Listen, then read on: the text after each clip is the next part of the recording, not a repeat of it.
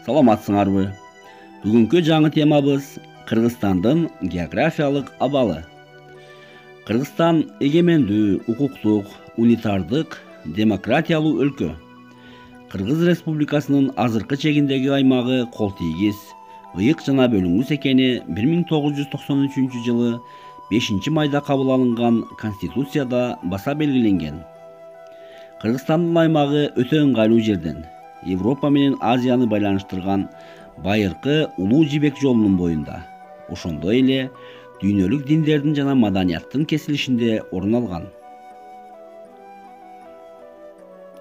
Республиканын аймагы 43 градус 16 минута жана 39 градус 11 минута түндүк кеңдикте, 69 градус 15 минута жана 80 градус 18 минута чыгыш узундуктан орун алган.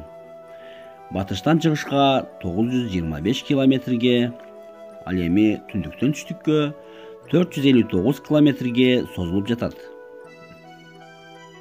Евразия материгинин орто ченинен орун алып, Тынч океандан 3830 километр, Атлантика океанынан 6530 километр, Түндүк муз океанынан 3380 километр, Инд океанынан 1670 километр алыс жайгашкан.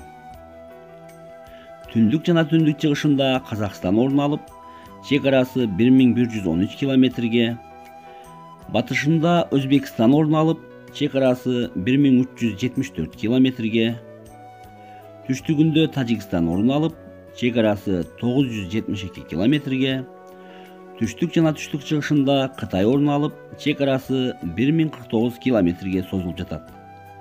Өлкөнүн жалпы аянты 198,5 миң чарчы километр. Калкынын саны 6,3 миллион киши. Кыргыз эли өз мамлекетинин эркиндигине карай кылымдар бою татаал жол арткан эң байыркы элдерден. Көп кыйынчылык менен эгемендүүлүккө жетишкен. Кайың барбы кыргыз балта чаппаган, кыр жон барбы кыргыз кыргын таппаган, кылымдарга аты калбай өчөрдү, кыргыз элин кыраан манас сактаган. Дүйнө өлкөлөрү ушул тапта өнүккөн, орто өнүккөн жана өнүгүп келе жаткан мамлекеттер деп 3 типке бөлүнөт. Кыргыз Республикасы өнүгүп келе жаткан мамлекеттердин катарына кирет. Эгемендүүлүккө жеткенден кийин республикада көп өзгөрүүлөр болду. Мамлекет көз каранды эмес деп жарыяланып, демократиялык нуктагы президент шайланды. Жаңы конституция, мамлекеттик туу, герб жана гимн, ошондой эле улуттук валюта сом кабыл алынды. Рынок экономикасына негиз салынып, жерге жана мүлккө, жеке менчикке, эркин ишкердүүлүккө шарт түзүлдү. Бир канча уюмдарга мүчө болуп кирди. Аларга Бириккен Улуттар уюму, Эл аралык валюталык фонд, Жамааттык коопсуздук кызматташтык уюму, Дүйнөлүк соода уюму, Шанхай кызматташтык уюму жана башкалар. Кыргызстан эгемендүүлүктү алгандан бери дүйнөнүн 130дан ашык өлкөсү тааныды жана жүздөгөн өлкөлөр менен дипломатиялык байланыш түзүлдү.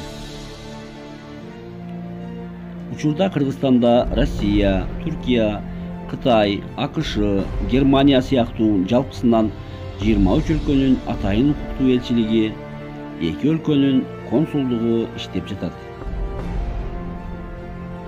Көңүл бурганыңызга рахмат.